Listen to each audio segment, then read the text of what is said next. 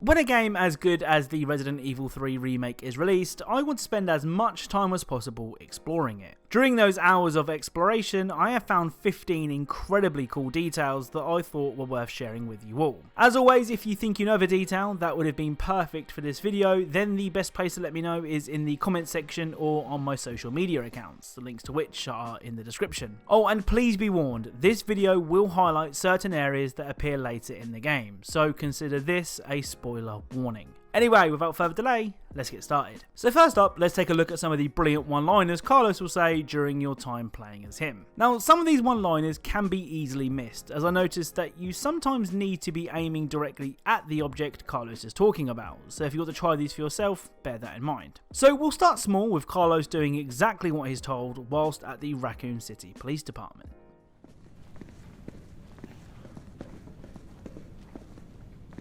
Alright, you want me to keep out? I'll keep out. To be honest, if I saw a sign on a door telling me to keep out whilst I was trying to survive a zombie apocalypse, I'd like to think that I would react just like Carlos. The next Carlos zinger is something that we all thought at least once while playing the Resident Evil 2 remake. Now here's a weird fucking door. Leave it. We're here for Bard.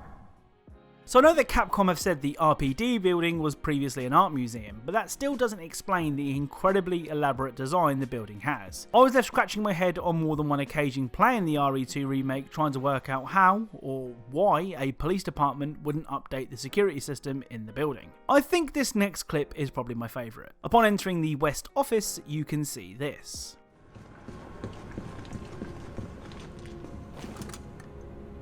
Yeah. Welcome, Leon. Bet you had a kick-ass first day.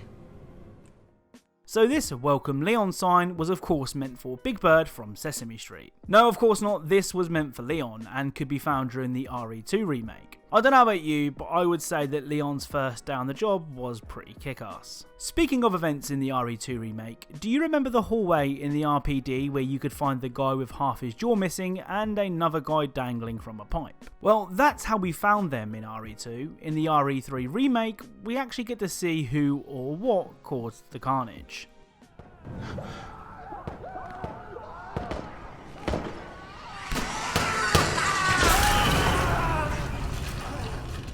What the hell was that thing?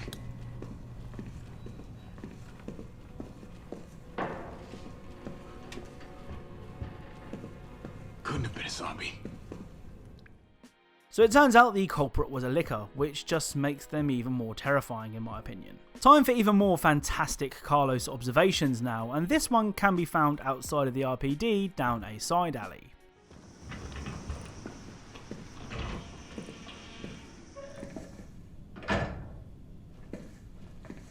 Somebody didn't have time to put his blues on.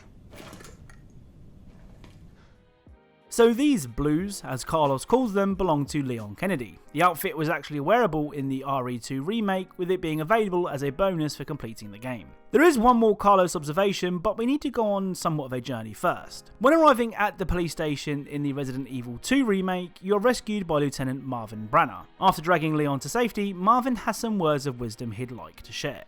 Stop. And don't make my mistake. If you see one of those things, uniform or not, you do not hesitate. You take it out, or you run. Got it? So when Marvin said this in the RE2 remake, I and probably many others didn't pay it much mind. Shoot zombies regardless of what they're wearing. Got it. Well, with what we've learned in the RE3 remake, we can understand why he said what he said. Brad, stop! T.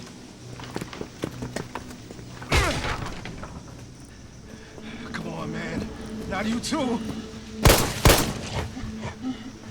Sorry. Sorry.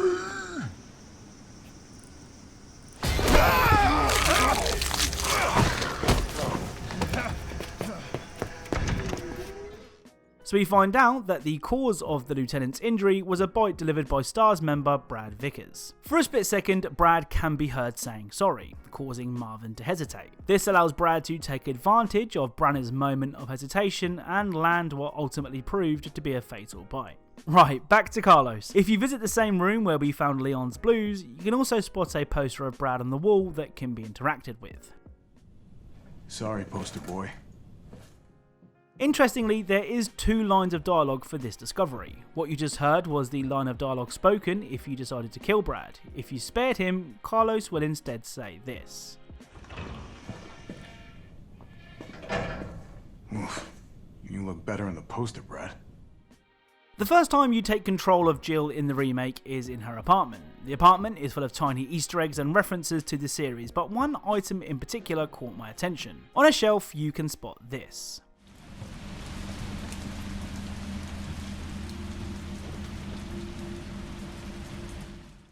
So this is Jill's beret that she wore in the very first Resident Evil. After completing the game, you can actually buy the full Resi 1 outfit using the points you have earned in your playthroughs. So one of the most memorable scenes from the Resident Evil 2 remake was this scene involving Robert Kendo and his infected daughter.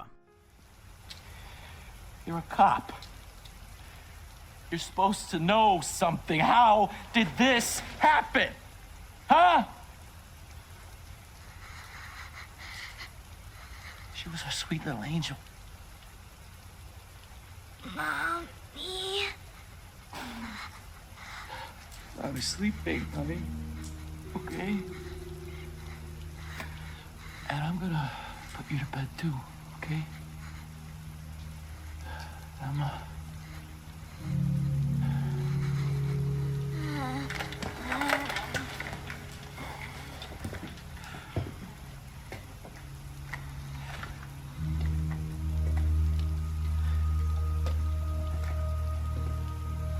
Just go.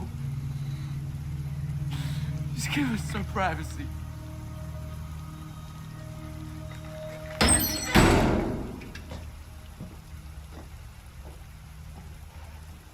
You know, it's one thing to keep the truth from me, but why him?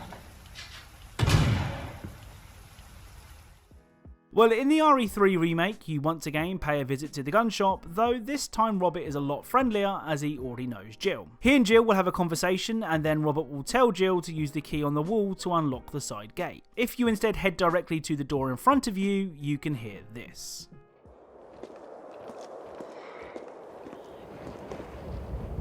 It's all right, Pumpkin. It's all right. That's a good girl.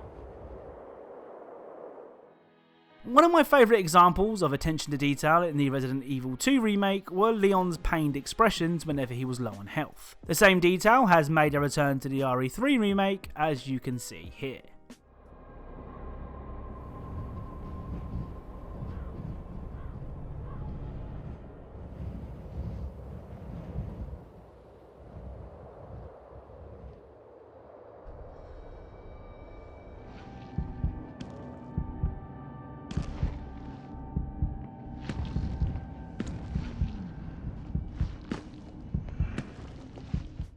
An early jump scare in the Resident Evil 2 remake involved a zombie falling out of a locker and landing on Leon. Now it actually turns out that this could have been avoided, as Carlos was aware of the zombie in the locker, having picked up this note. The note explains that somebody called Wes had locked themselves in the locker as they had been bitten and knew it wouldn't be long until they turned. Which is very responsible, all things considered. It would have been nice if Carlos had left the note behind, and if you try to open the locker in RE3, he flat out refuses to do so. Another feature that I loved in the RE2 remake that made a return with RE3 is the model viewer. Completing certain challenges in the game will unlock incredibly detailed 3D character models for you to inspect at your leisure. Here are a few of my favourites.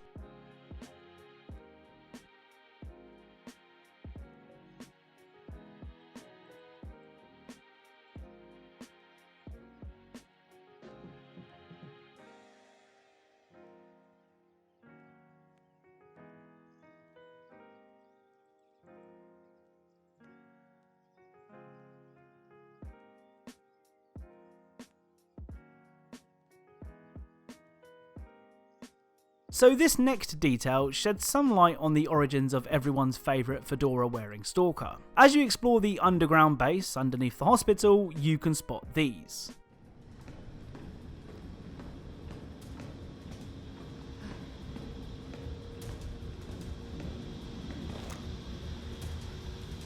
These are tyrants.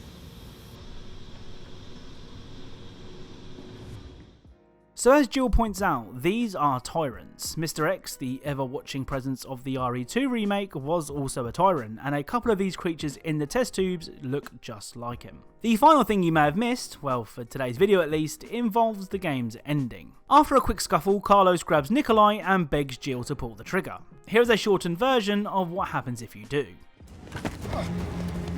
Jill! Shoot him!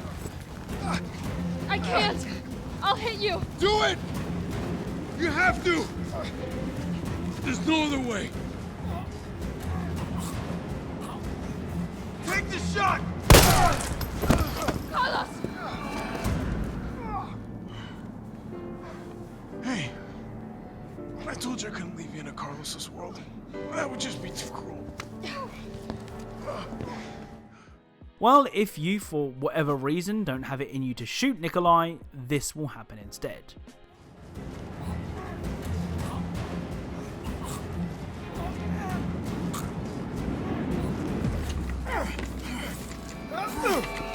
Carlos! No!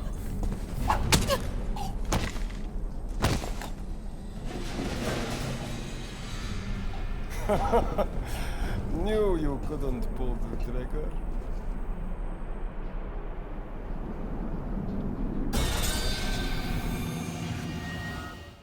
So that's it for today's video. If you enjoyed this look at some of the cooler details that you may have missed in the Resident Evil 3 remake, then a like is really appreciated. If you're a fan of Easter eggs, secrets and details in video games, then perhaps consider subscribing, as that's what this channel is all about. Thank you all for watching, and I'll speak to you all soon.